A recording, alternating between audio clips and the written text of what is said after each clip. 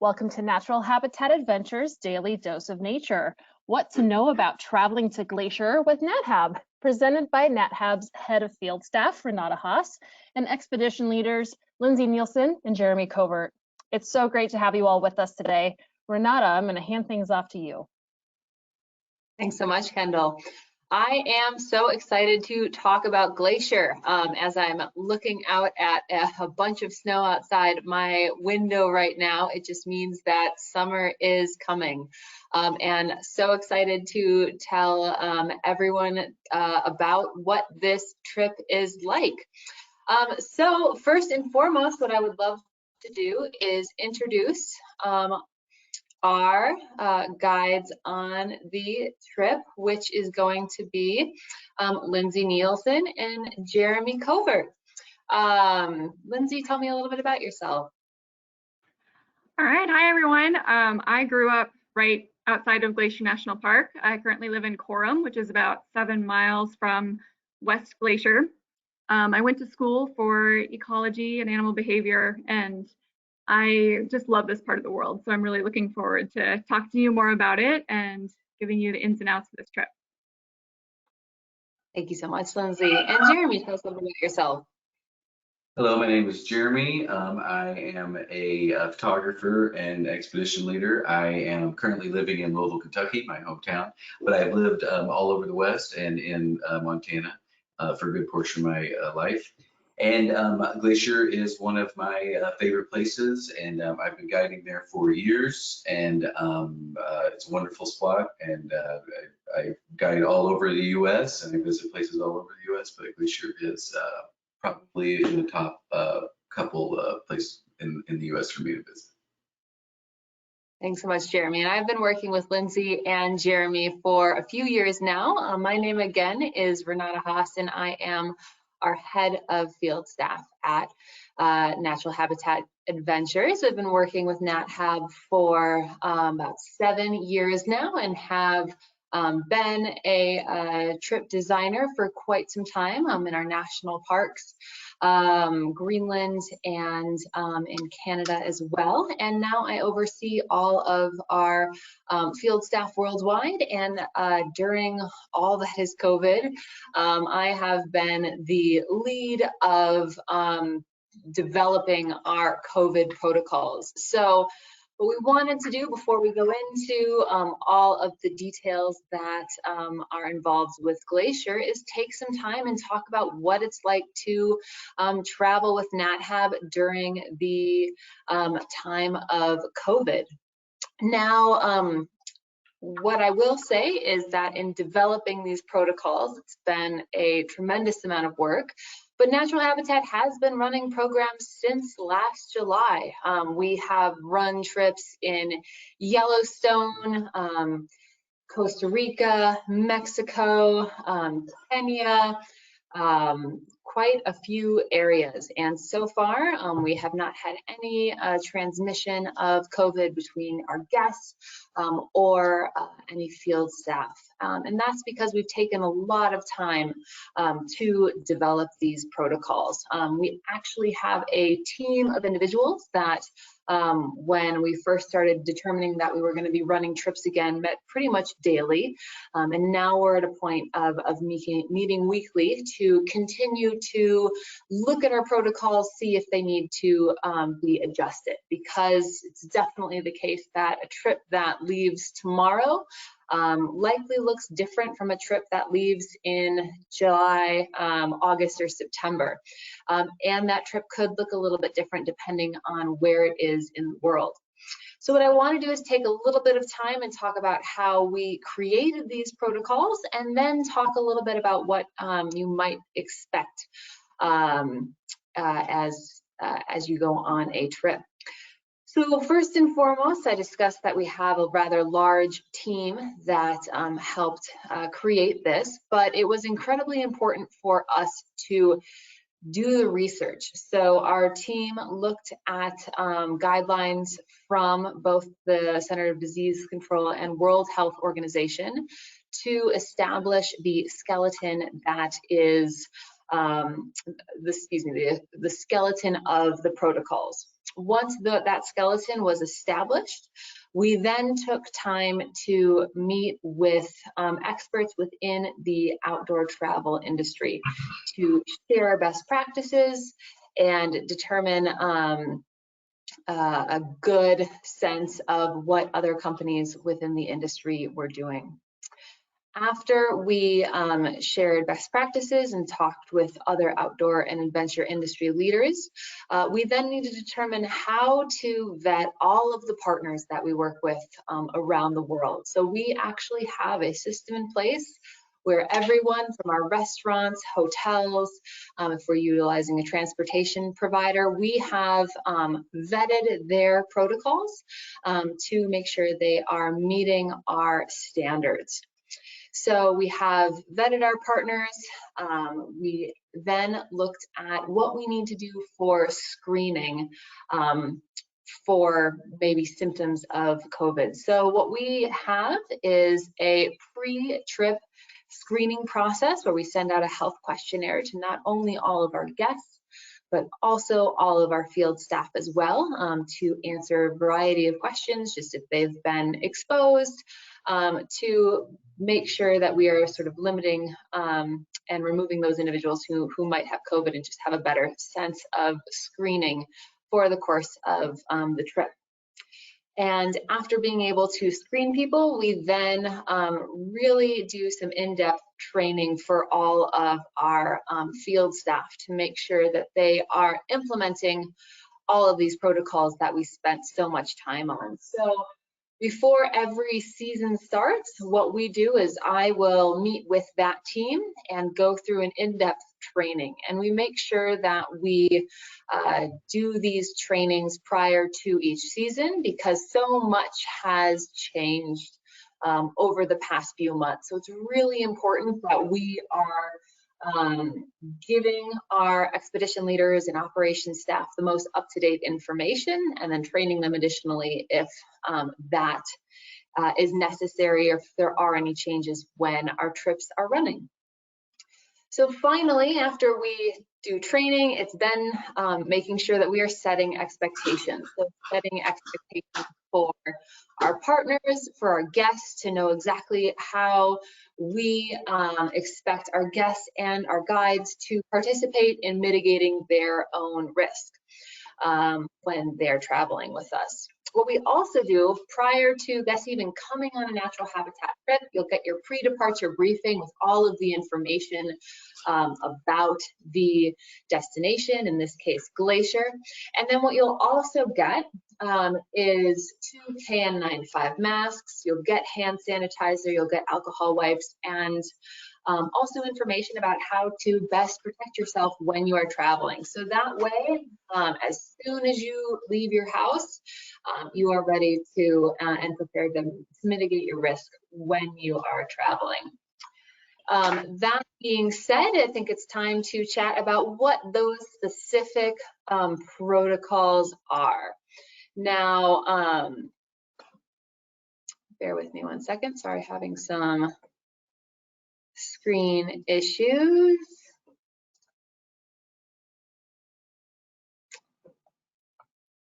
So essentially, first and foremost, we have what everyone is really used to, which is respiratory hygiene. And that is making sure that you are wearing a face covering when you are inside or not 6 feet away from other individuals that aren't in your traveling in your household.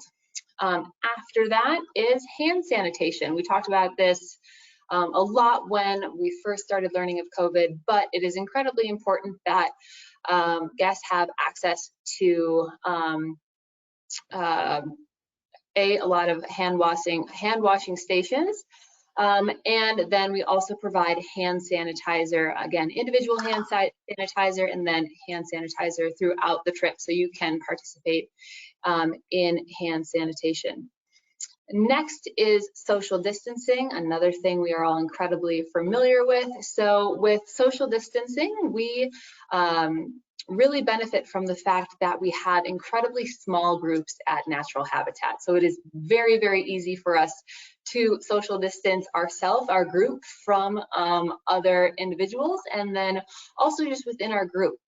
So that means for our meals, we really spread people out. We try to do outside dining as much as possible. If it is inside dining, that means that we are trying to do private rooms, socially distanced, and then if it is in a restaurant inside, that again, we are socially distanced, and that restaurant is abiding by government regulations. And then last but not least is enhanced sanitation. So making sure that we have, we're taking those steps to sanitize the equipment that we're using, whether it's binoculars, scopes, trekking poles, between each use, or making sure that our guests have their own to use during the course of their trip. So those are all of the approaches that we have put in place to mitigate the spread of COVID. And we call this the combination intervention approach, because utilizing multiple methods to mitigate that spread is more effective than just one.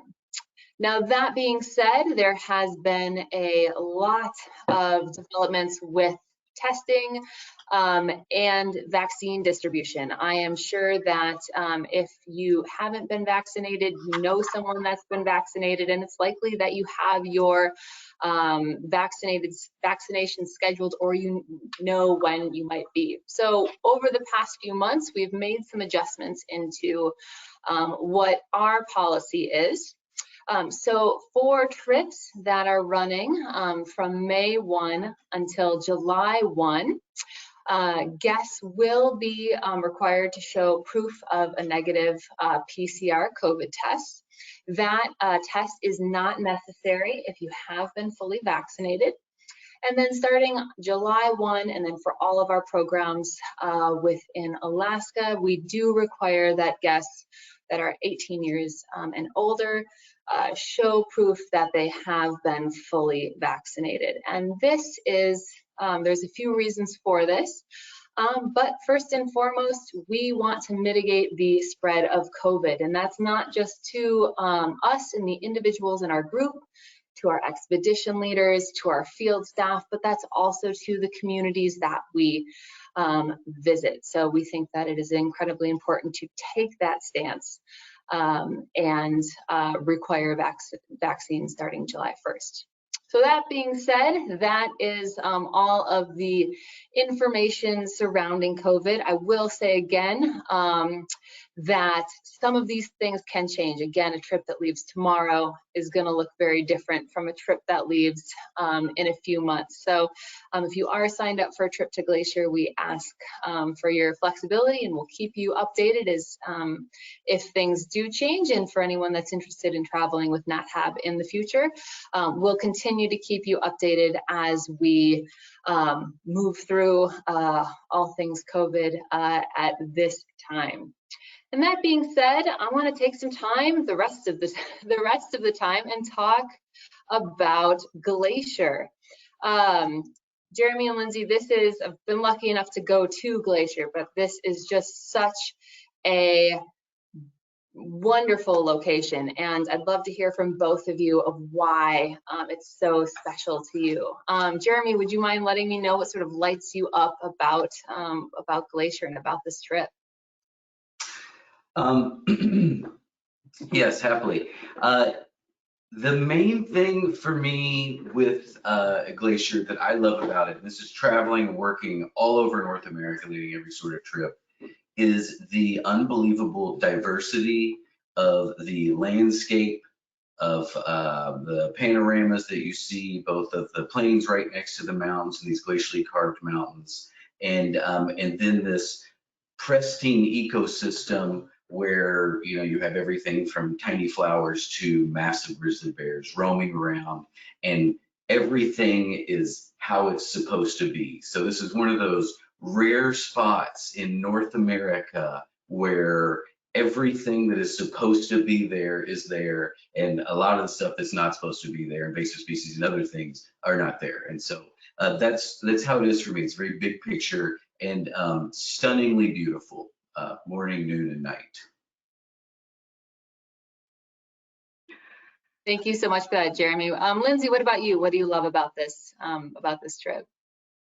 Oh man, I mean, well, everything Jeremy said for sure, as well as it's just, yeah, you'll see when you come here, but it is just such a spectacular part of the world. I'm lucky enough to call it home, and so I think leaving this place, I really realized how incredibly special it is. I mean, you're in this landscape that is just so sheer in terms of its mountains, and it's so versatile. I think one thing I really love about this place is the sky, and just it's constantly changing. No matter what the weather is, it's going to be stunning. And also the water. One thing about Glacier is it has this incredibly beautiful, pristine, clear water, and these beautiful colored rocks. And so for me, that is always home to me, is coming home to the clear water and the beautiful rocks. So yeah, that's one thing I really love about this place. I love those descriptions. It resonates with me from my time there, and I'm glad that we're getting the time to talk about what this trip is like. So the way that I like to do these presentations is sort of start and talk about what basically you're starting with your suitcase and your packing and getting ready for the trip. So that being said, Jeremy, I would love to get some more information about what sort of the weather is usually like on these trips and what I need to bring. Great. The weather is fairly comfortable, but we are on the spine of the continent, on the continental divide, and so weather can vary. And so what I tell everyone every day and when packing is have layers. And so thermal layers that you could wear if you know it's going to be cool that day. Sun clothing is a great option where you can put thermals on underneath that and then have that intermediate layer on the outside. Oftentimes it is warm enough to wear shorts if people are so inclined to hike in those. And then a range of medium layered jackets, and then wind or rain gear also. And so you can do all of that in a minimal setup too. It does not have to be really large, giant jackets and things. And then footwear, a range of stuff. And basically what I tell people in Glacier, the hikes we do are not too crazy. They're fairly mellow, and any footwear that you typically would wear hiking on, moderate to easy ground for a normal day hike that you would do. And that's what going with that is what I say to bring for your day hiking kit. We do have trekking poles available for guests. If you don't want to have, if you have your favorite kind, bring those. But we have ones to offer guests. But we will have binoculars also. But also, if you have your favorite set of everything that you have for a trip that you would go for a day hike, bring that, of course. But you can expect weather fluctuations, possible wind. And that goes along with the majesty and kind of the extremeness of the environment that is Glacier.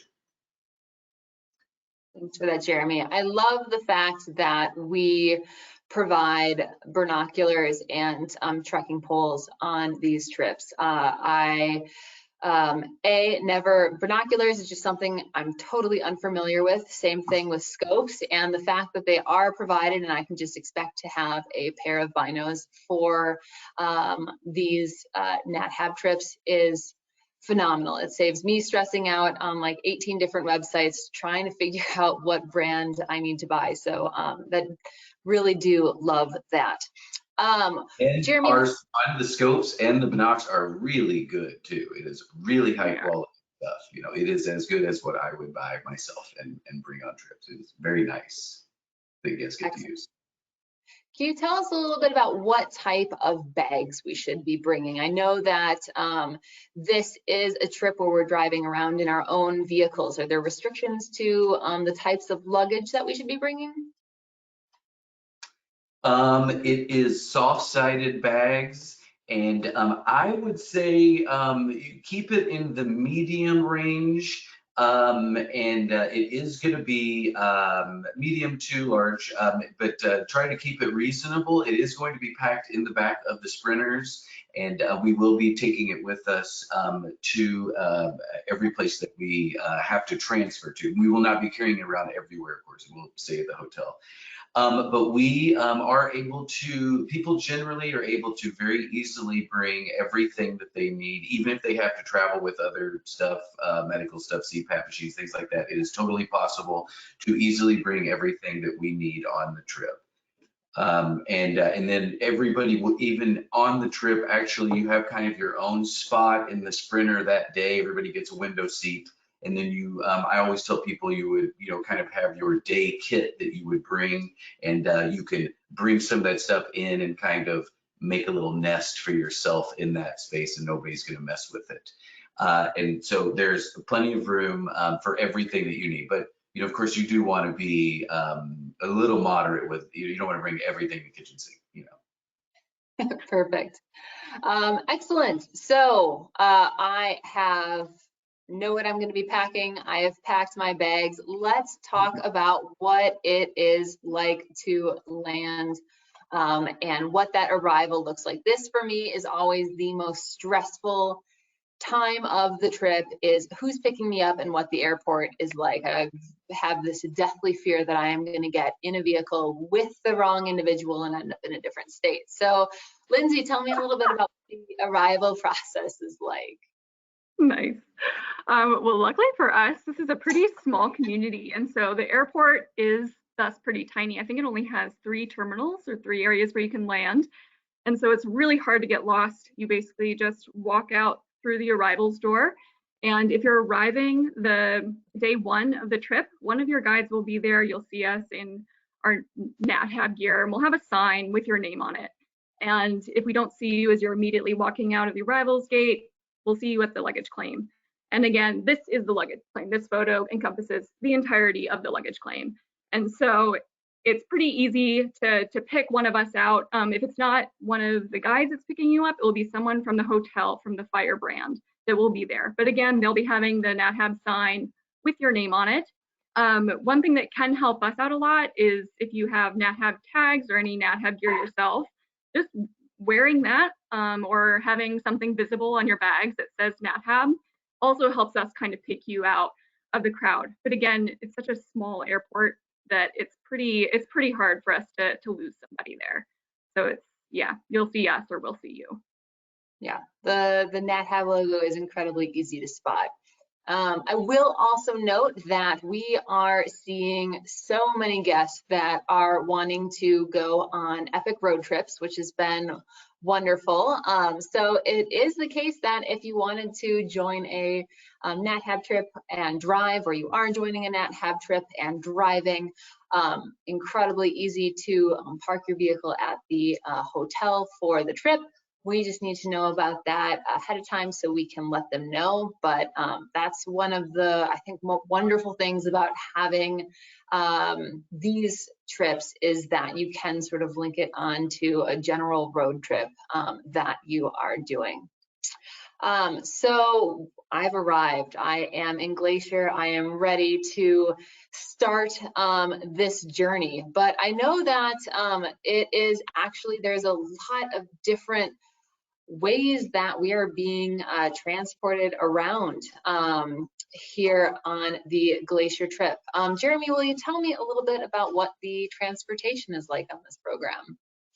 If you are arriving on day 1, you'll be picked up in the sprinter and taken to the hotel, as Lindsay said.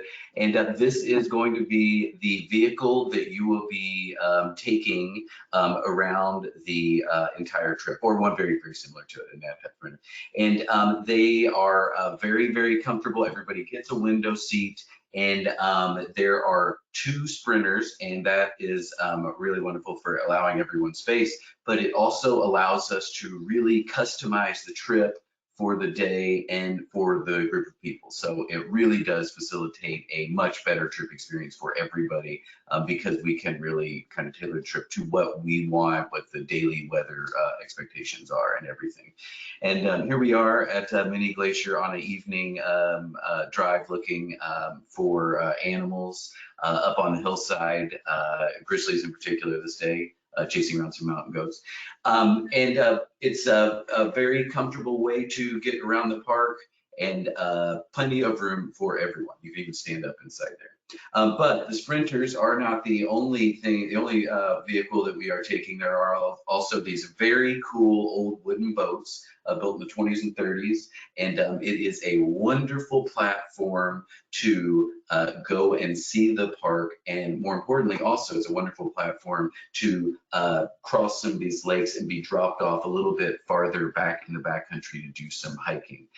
Very, very beautiful old boats, and a really unique experience, some great interp from the boat drivers themselves, and a great platform to look for grizzly bears in the background here, especially up in the Grinnell drainage. So some really cool experiences with the modes of travel that we have. And a lot of what we see happens from, we can see animals from the boat, but also from the vehicle, from the Sprinter also. It's a great platform because a lot of the animals are easily visible from the road. We do see them back, when we're hiking also, but a lot of stuff is also visible from the vehicles. Thanks for that, Jeremy. I will say that I love our Sprinters. I've spent a lot of time in the Nat Hab Sprinters. I've taken them all over the US, but also these boat rides are absolutely fantastic. It's very cool experience to be on such a historic boat, and gosh, it's just gorgeous. So wonderful, wonderful ways to be moving around. Now that I know a little bit about how I am going to be transported, Lindsey, I'd love to know more about what the accommodation is like on these trips. I hear that we have, it's a little bit different when you go from the city hotel into the park. So tell us a little bit about what we're going to experience. Sure, of course. So our first night, we're going to be here at the Firebrand, which is in the heart of Whitefish, Montana. And Whitefish is an awesome town. It's got a lot of really cute little shops. It's very artsy, some great bakeries. And so if you arrive early, or if you have a few hours, you're within easy walking distance of everything in Whitefish. So the Firebrand is kind of the essence of modern hotel. And then once we leave the Firebrand and head toward the park, we get to stay in these gorgeous historic hotels. And so all of these hotels were actually built by the Great Northern Railway, by Louis Hill, in the early 1900s. And he built these hotels with the mind of seeing America first. And so what he was trying to do was to get people on the East Coast that might go to Europe to vacation. He wanted to get them out to see their own country first. And so he built these hotels with kind of a very, almost like a Swiss architecture, but he placed them in the most scenic locations that you can imagine throughout the park. And so it's just kind of an experience in themselves, getting to stay at these places and to stay at these hotels. And again, they have these beautiful lobbies. They're in these incredible locations. So even just taking some time to hang out, look out the window of your room, or sit on the porch, or by the fireplace in these different hotels is a really amazing experience in itself. I will say that because they are historic lodges, that in some cases the walls might seem a little bit thin. And so if you know that you might have a little bit of trouble sleeping with some extra noise in the background, maybe bringing earplugs. We also provide earplugs, but again, if you have that special pair of white noise help you sleep stuff, it might be worth considering when you're coming on this trip. Excellent. Thank you, Lindsey. Yeah, oh man, the national park lodges are beautiful. And I remember, I've been to them recently, but I remember going to them as a kid and being absolutely wowed by just where they're located, and then just how grand it feels once you enter them. And I love that I feel the same way when I go back to those areas as an adult. Well, I love that Nat Hab really picks iconic and beautiful spots for us to rest our head at night. But I don't know about anybody else. For me, food is very important when looking at where I'm going to be going, and knowing that A, I'm going to be fed, B, I'm a vegetarian, so I'm of course a little bit tend to be a little bit pickier and need to make sure that my dietary restrictions are going to be taken care of. But Jeremy, I'm wondering if you can tell us a little bit about the kind of food that we can expect to get on our glacier trip, and what might be a little bit special.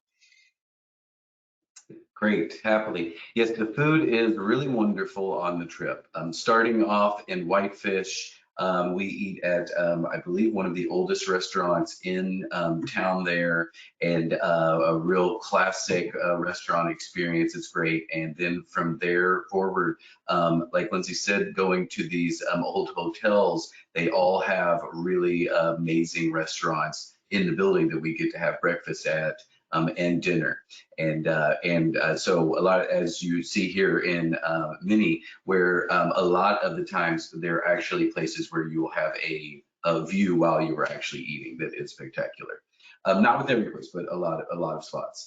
And so throughout the trip, Nat Hab has taken every possible consideration, and they have found the best food in such a remote place. It is absolutely amazing. And so I do say often it's a gourmet food trip peppered with nature experiences, because we do have a lot of really great food that we eat throughout it. And some of those, and I really like to include as many as possible, field meals too. So out on the trail or out at a beautiful spot.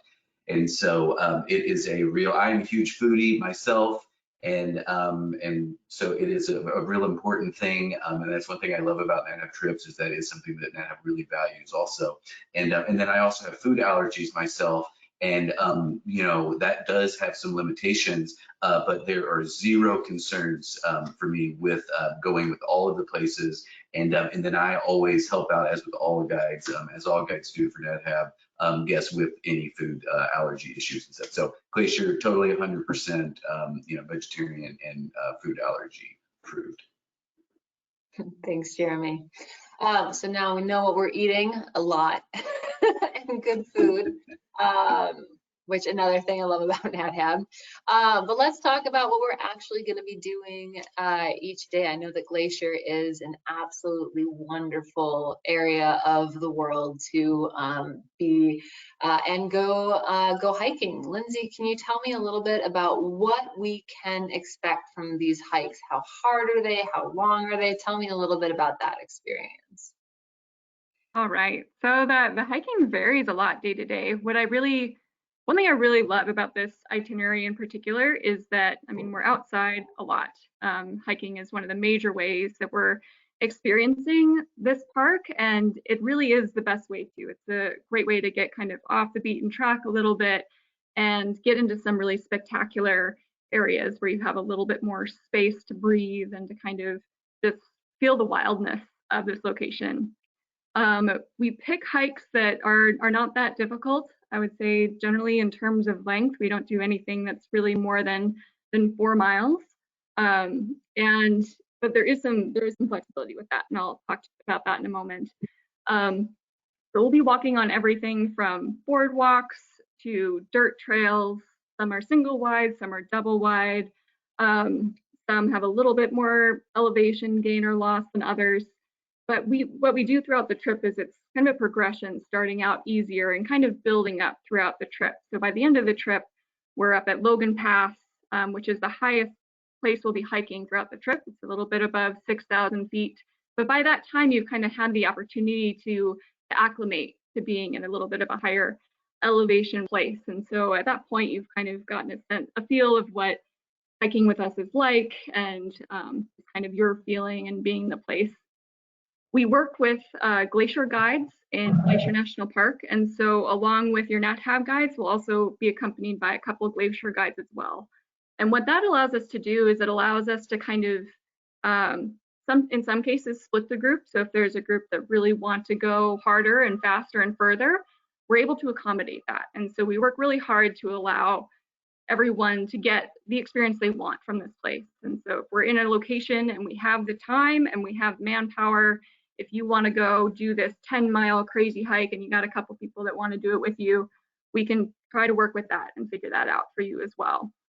And at the same time, if you're having a day where you just don't really, you're like, oh, I don't really feel like hiking today. Again, like you got to see those pictures, those beautiful hotels that are in these spectacular locations. And maybe that is a day where you go sit on the beach and you know, watch a moose for a few hours or read a book in your room or have cocktails in the lounge. So there's a lot of flexibility built into this trip that really allows you to get what you're looking for out of it. And we do the best we can to accommodate everyone's hopes, dreams, and desires. As always, we're Nat Hab, so we always try. Thanks, Lindsay. Another amazing activity that we have on this trip is a float. Jeremy, can you tell me a little bit about what this is like? Yeah, this is a scenic float on the middle fork of the Flathead River. So we'll be putting in at West Glacier, floating about 10 miles down to Blankenship Bridge, and we will have a wonderful lunch, really, really nice picnic actually on the river. So we'll pull over and the guides will set up a nice little picnic for everyone. So through a really, really beautiful, pristine waterway, a lot of glacial till in the water. So it's got that beautiful blue aqua color and a wild and scenic river. So it is a really, really special place and a great addition to an already amazing itinerary. And so we'll be going basically for about a 3 or 4 hour, probably 4 hour trip, I think, on the river. But a really, really cool thing. Thanks, Jeremy. I absolutely love. That is not not white water or extreme. It's more extreme beauty than extreme excitement. I will say that. I didn't know floats existed until I started with Nat Hab, and it is my favorite thing. I get cold very, very easily, so to be able to just float along on a river is the most amazing thing. So thank you for that, Jeremy. Lindsay, tell me a little bit about the time we're going to be spending with people from the Blackfeet Nations. So this is one of my favorite parts of the trip, actually, is getting to go on to the Blackfeet Nation. And that's located on the east side of the park. And so as we're going through this trip, you're going to see a huge transition of landscape. And where the Blackfeet Nation starts is kind of where the Rocky Mountains end. So we're right on the Rocky Mountain front. So you're looking out toward these incredible plains and you're looking back these beautiful mountains. And this is a really amazing opportunity, I think, to get to talk to the people on the Blackfeet Nation and get to hear their stories. It's a really awesome way to hear about a different culture and hear about living in this place as a member of the Blackfeet. We go to a museum there where we get to see some of the regalia and art. And we also get to hopefully talk to a couple of elders in the Blackfeet tribe that tell some of the stories. And so overall, it's just a really wonderful experience. And it's one of my favorite parts of the trip, for sure. Thanks, Lizzie. I think it's so important to incorporate the people of the areas that you are traveling to. And I love that we are able to do this on our trip to Glacier. And we do have some, we chatted a little bit about our vehicles and scope usage, but Jeremy, can you tell me a little bit about when we might utilize a scope on a trip? And then I want to talk with you a little bit about trips that have more of a photography focus. Great. Yeah, we have the scopes with us nearly all of the time. And in the back of the Sprinter, ready to pull them out. And some of these animals are only visible for a short period of time, so we want to be able to get access to those scopes. And then also some guides will even a couple specific hikes, we will even take those with us on the hikes, because there's often animals up on the hillsides that we can see, especially when we hike back into some of these glacially carved valleys. So they are around pretty much at all times. And even if we do have dinner over at the Mini Glacier Hotel, I always bring it into dinner, and we'll take a break occasionally to go out and scan the hillside for grizzlies. And nearly every single dinner we will find them. Oh, wow. I did not realize how essential scopes were to trips until I started working with Nat Hab. It is incredible. You think you can see amazing things, like this photo in particular is absolutely stunning scenery, but what you have the ability to see with scopes and how closely you can see animals is really quite incredible. So I'm glad that we have access to those on our trips. So we also have photography programs, and some individuals might be signed up for our photo programs or thinking about them, but can you tell me a little bit about the difference between the two, and also what kind of camera you might want to bring on a photo trip? Yeah, so the main difference is a very similar itinerary, but the main difference between the photo trip and standard departure would be, with the photo trip, we are going to really concentrate on having the time to set up at the exact optimal time for best photos throughout the park and throughout the day. And so we would be staying in a few spots a little bit longer, maybe not hiking as far in other locations, but other times where you can hike in. And so it's going to be really concentrating on getting that image and being at the right place at the right time, and then giving the guides giving expert advice on how to really nail those shots, those sunrises, sunsets, animal shots, and then a lot of the pull-offs like what we see here, Wild Goose Island on the east side. And seeing that, especially with this picture, you can have a range of photography equipment. A cell phone, just a standard thing like this.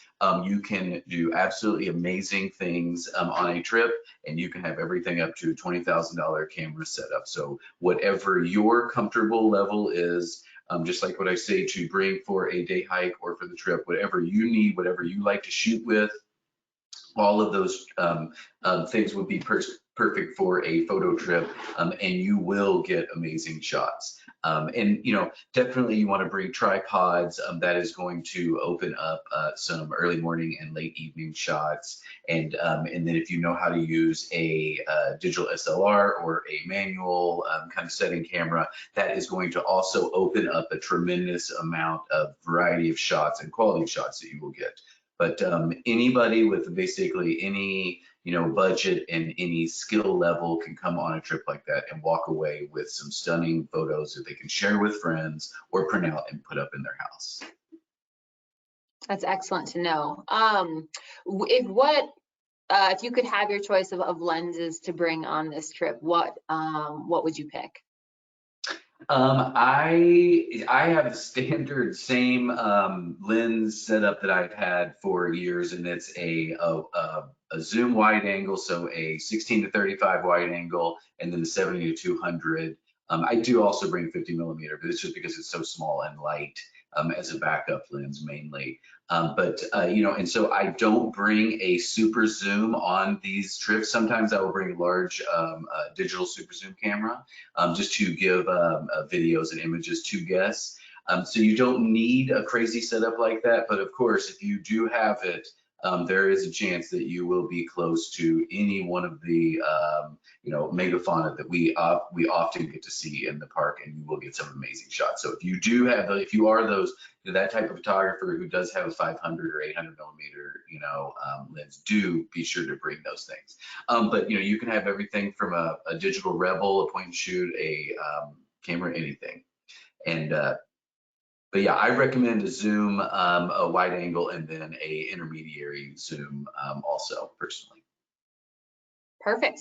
I'm going to bring my phone because I don't know anything about cameras, and I'm glad that I will get some good shots. Oh, that's okay then. I keep telling myself that one day I'm going to learn, but you guys, as expedition leaders, take such incredible photos that I just sort of look at your Instagram feeds and go from there. Well, excellent. Well, Jeremy, thank you for that insight on camera gear. Lindsay, we are glad you made it back, which is just in time for me to start quizzing you on wildlife, which we are also going to be seeing on this trip. I am hoping that, Lindsay, you can tell us a little bit about what the wildlife viewing could be like, what we might expect to see, and is there any etiquette that we need to follow when we're out there and looking at some wildlife? Yeah, of course. Sorry, it looks like my webcam is on the fritz a little bit, but hopefully you can all hear me okay. Great, yep. Awesome, that's good. That's all that really matters. So in Glacier, there are a lot of different wildlife viewing opportunities depending on where we are in the park, and there's lots of chances for opportunistic viewings as well. Again, having those sprinter vans is really awesome for just kind of being a platform for looking at wildlife and also getting us to places where we can have good wildlife viewings. But as in any wild place or anywhere where you might encounter wildlife, I think wildlife etiquette should be kind of the first and foremost on everyone's mind. And of course it is with your guides as well. And the bottom line is just basically being respectful of the animal and making sure that you are staying at a safe distance. And of course your guide will talk you through that. I think in Glacier particularly, there's certain locations where animals seem very tame or sometimes seem to like approach or get very close, such as with mountain goats and with bighorn sheep as well. And in those situations, again, just kind of listening to your guide and not approaching the animal, even if the animal seems really calm and is in a state that seems like, oh, they'd loved a nice little pat on the head. They really don't. So we'll just make sure that you're listening to your guide and being respectful of the wildlife. And you know, we don't want to come into their home and alter their behavior and change what they're doing. And so what we want to do is observe them in their habitat and watch what their lives are like. And so we'll make sure to be doing that from a safe distance and giving the animals the space that they need. Excellent, thank you for that. Well, before we move on to some questions, I wanted to take a little bit of time and have you guys talk about the great animals that we are going to be seeing. So Lindsay, do you want to tell us what we're looking at here? All right, well, these, despite their color, this is a black bear. You can see from those really beautiful large ears and the lack of a hump and a really nice rump. That's a black bear and a couple cubs. And so there's the opportunity to see these guys often foraging on grasses and sedges and berries as well. When you come to Glacier, you are going to be inundated with huckleberry everything. And that's a big draw for bears as well, is eating these wonderful berries, these wonderful huckleberries. And so there's some lovely opportunities to look for bears and to look for black bears here. Thanks for that, Lindsay. And Jeremy, love to get your insight on what we're looking at right here. Ooh, moose. We have a couple spots on the trip where we visit some really great moose habitat, a couple beaver ponds, and then a lake, and some great, one of the best spots in the lower 48 as far as I'm concerned to view moose. And largest member of the deer family, one of the fastest growing antlers in the natural kingdom. It's a fantastic thing to see, especially one of the big males with the huge set up there that they shed every year, unbelievably. And largely a aquatic species, absolutely fascinating. They're very comfortable in water. They have been documented swimming up to 20 miles. They can hold their breath for 10, 15 minutes underwater and have a valve that closes off in their throat so they can eat like a cow on the bottom of the lake or wherever they are, the aquatic grasses. Absolutely amazing creature. really, really cool to watch. I didn't know they could hold their breath for so long. I'm going to look at a moose very differently next time I see one. Yeah, they really Lindsay, tell me a little bit about this little guy / girl. Nice. So this is a mountain goat, and they're kind of the kings and queens of the high alpine. They have these amazing, like very short, compact bodies with this very, very muscular shoulders and very specialized hooves that basically allow them to act like rock climbers, where they can go up these seemingly impossible cliffs, and they can move straight up and straight down. And they like to position themselves in these really high alpine areas near these cliff faces as a way to avoid predators, and also giving them access to food resources that most other animals can't get to. And I don't know, I love watching mountain goats, especially when you see them in groups together. Their behavior with one another is so fascinating.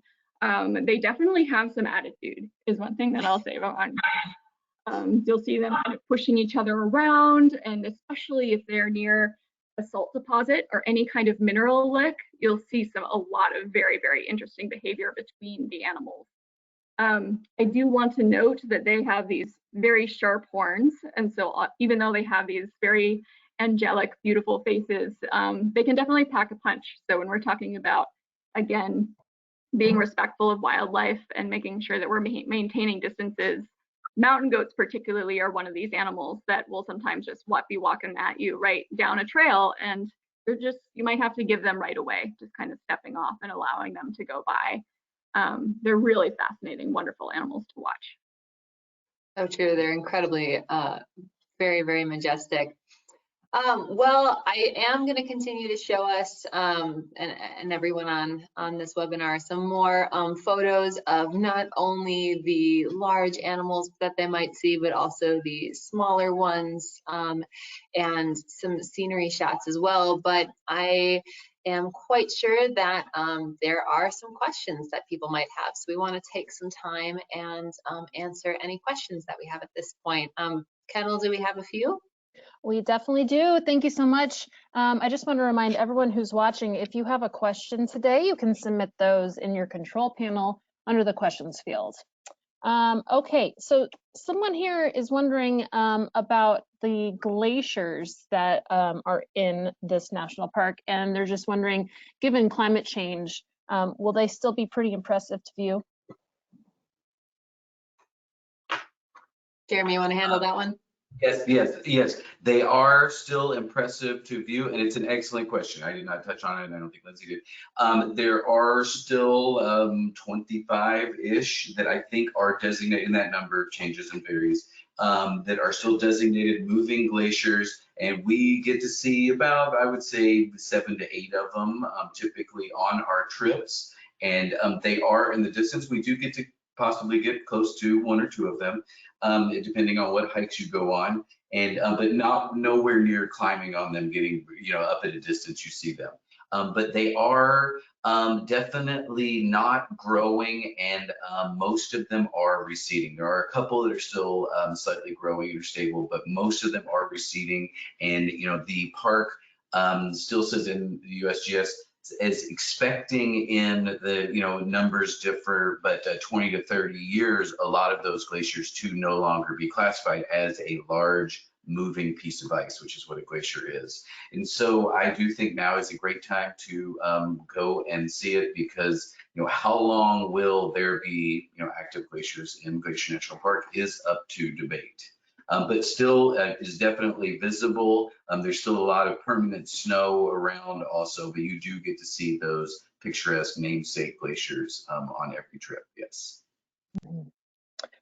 So could one of you please remind us if laundry services are available? It is available definitely in Whitefish, and then in East Glacier at a certain point, but then late in the trip, it may be a little bit difficult, but definitely a lot can be done at the hotel. But there are laundry options throughout the midsection of the trip in East Glacier. Okay, great. So someone here is considering driving to the trip, and they're just wondering that if you can clarify if they're able to leave their RV at the hotel when the trip starts. It will depend on the size. Best thing for them to do is to give their adventure specialist a ring, and we will help organize where exactly that'll be going. Okay, great. So earlier you were talking about being on the boat, and so someone is wondering how much paddling is required, and also related to that, how many people per boat and per sprinter? The boats, there will be, I think they will let you bring a paddle, and you can paddle if you want. But the boat captain, the guide on the boat, has some oars, and they will be rowing you very glamorously. I always liken it to Cleopatra style boating on the scenic section of the boat. That is a good question. So this is not extreme boating, but it is extremely beautiful, is what I say for that. And then what was the other question again? Sorry. Oh, how many people are in each sprinter and in the boat at one time? It can hold up to 6 or 7 depending on the departure. I know that some departures may have less. I think like the photo trips, that is another boon for the photo trips, is it's a slightly less number of people on it. And then similar, most likely for the boat. I imagine they would be doing a 2-boat launch. And so basically the sprinter group would go on the same boat. Mm-hmm. And I know you guys talked about this earlier in the presentation, but could you just remind us again about who will pick us up at the airport upon arrival if you're arriving early? All right, so if you're arriving early and you will be staying at the Firebrand, a member of the Firebrand should be picking you up. You can always call them if they happen to not be there, if you're getting in several days early.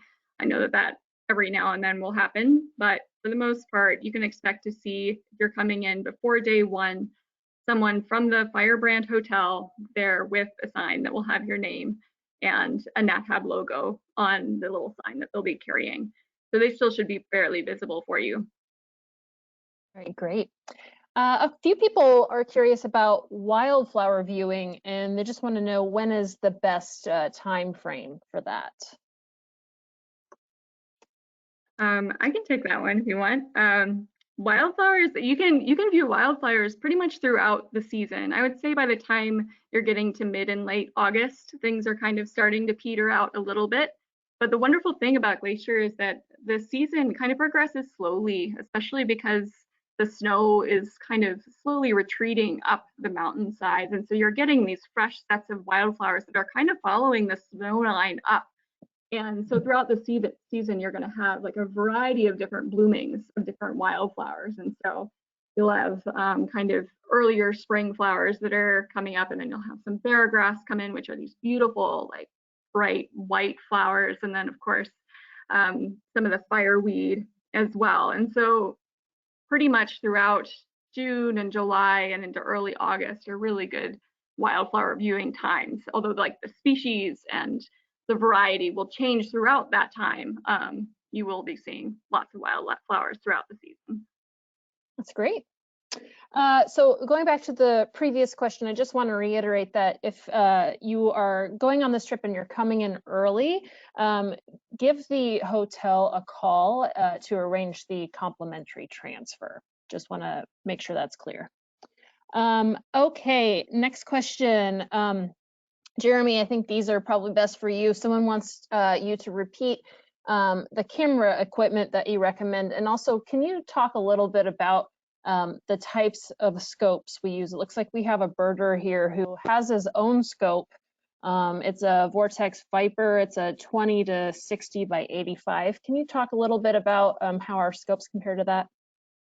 I think we use the Vortex. It might not, it's very, very similar to the scope that you just said. It may not go all the way to 85. It may have a slightly reduced overall max magnification. But when I use the scopes, honestly, most of the time I have it zoomed all the way out, and it's a little bit crisper, but I do zoom it also. And so, yes, you can bring your own scope if you wanted to, but the scopes that we have are really, really wonderful, and they're very good. And it sounds like it's nearly exactly what you have. And then the camera, body and company is really, everybody, some people prefer different things, and so whatever camera body company, you make your own decision. I like Canon because it's a really stable, tough platform, especially, when you get into the commercial level bodies like the 5D Mark IV. And so, very, very water resistant, dust proof. And the battery lasts a really long time, and it's got a lot of great features in it that I really use, like highlight alert and things like that. But also the lenses that I recommend are a 16 to 35, so wide angle zoom lens, so you can change the composition in lens, and then a 70 to 200. And then both of those lenses, I get the brightest lens that a company will possibly make. So I use both Canon lenses and a 2.8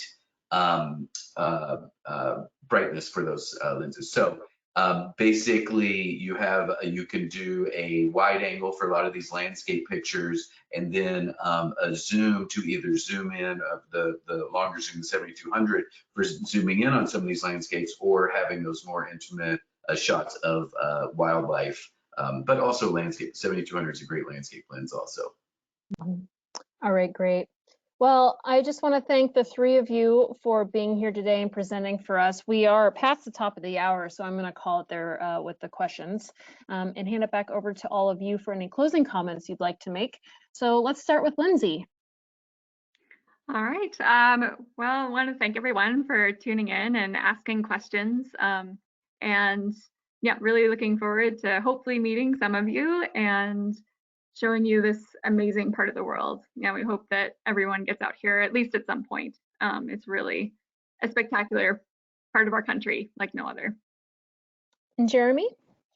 Yes, thank you for spending time with us today. I highly recommend you go check out Glacier. You will not regret it. It is absolutely stunning, spectacular, and a very unique ecosystem and place in the lower 48. It's unparalleled as far as I am concerned. And Renata? Thank you all so much for joining. For those who are going, I hope you have an incredible adventure this summer. And then for those that are interested, thank you for taking the time to learn more about what we do, and we hope to see you out there. Hope everyone has an absolutely wonderful day. Great, thank you. And I just want to remind everyone, if you have more questions about this trip, you can always visit our website or give us a call at the office, and we'll be happy to answer any questions you have. Thank you so much for joining us today, and be sure to join us tomorrow for our next Daily Dose of Nature. You can check out our latest lineup on our website and register from there. And we did record today's presentation, and we'll have the replay available on our website soon. And there's Stevie Nicks. Hi, Stevie Nicks. Hi, Stevie. Well, with that, I will conclude the webinar. Goodbye, everybody. Bye. Bye, everyone.